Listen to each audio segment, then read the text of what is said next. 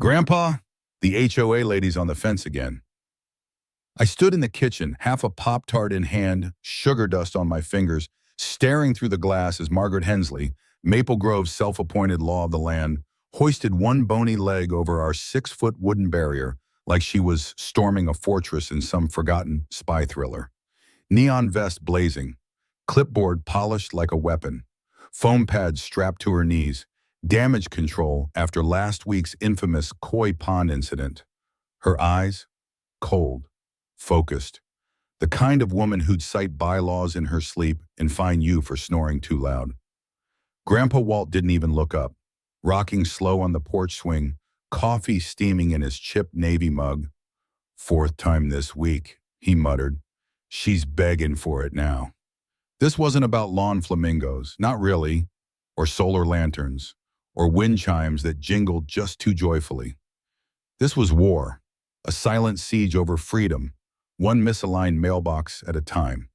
It started 3 months ago when Grandpa moved in to watch me, Ethan, 15, part-time gamer, full-time observer, while my parents chased careers overseas.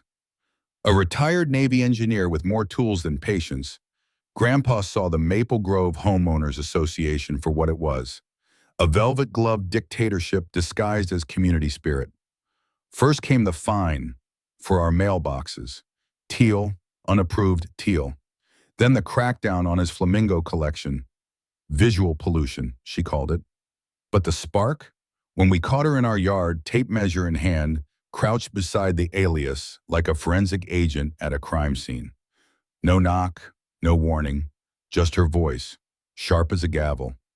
Bylaw 7C grants boundary override rights. Grandpa nearly choked on his coffee. That night, he vanished into the garage.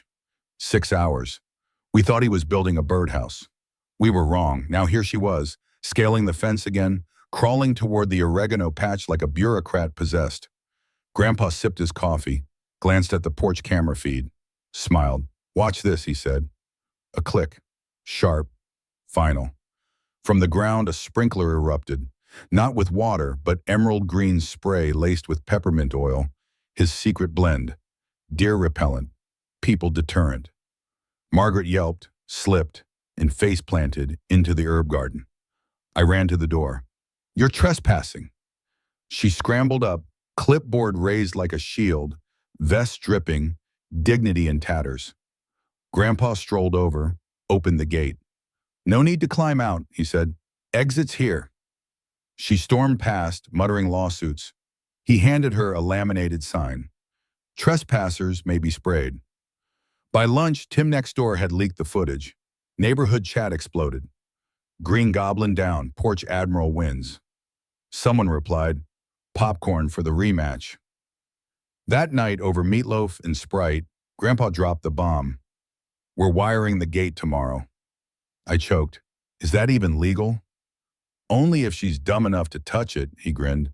The garage became a war room. Blueprints on the walls. Timers. Wires. Solder fumes thick in the air. I swear I saw him test a motion sensor on a cantaloupe. For a man who hadn't worn a uniform in 30 years, this was his battlefield. And he was loving every second. On the porch that night, I asked, "Why do you hate her so much?" He rocked in silence. Then, "She thinks she owns us, sneaks into our yard, makes rules nobody voted on. People like her. They don't protect order. They steal freedom." It clicked. This wasn't about flamingos. It was about dignity. The next night, the garage looked like a mad scientist's dream. Cables snaking across toolboxes. Soda cans stacked like war trophies. Grandpa unveiled it.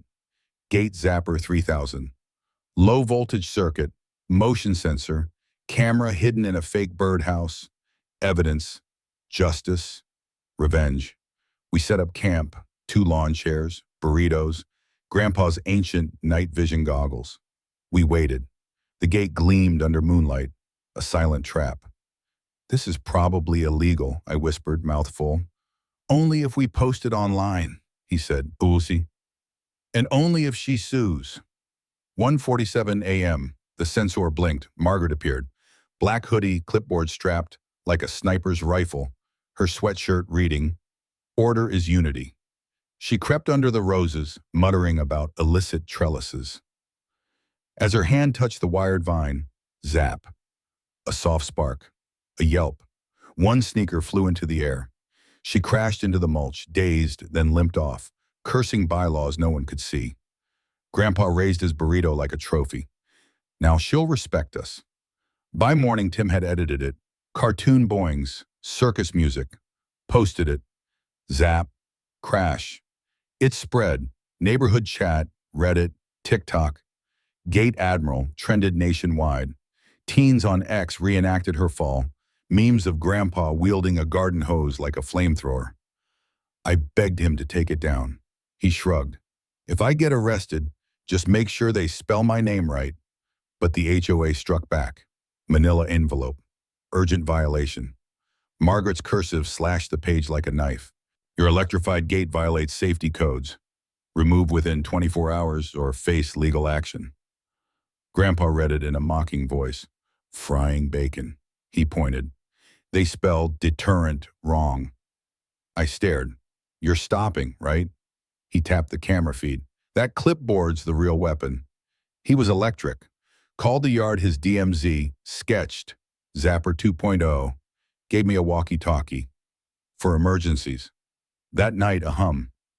Outside, a drone, red eye glowing. Maple Grove HOA surveillance. I banged on his door. They're spying. He peeked out, popcorn in hand. Time to teach it manners. The next day, Maple Grove became a circus. Neighbors rearranged lawn chairs for better views. A still from the Zap video pinned to the bulletin board. Tension thick enough to choke on. Emergency meeting. Clubhouse packed. Fluorescent lights, stale cookies. Margaret sat at the board table, neck brace, Band-Aids on her arms.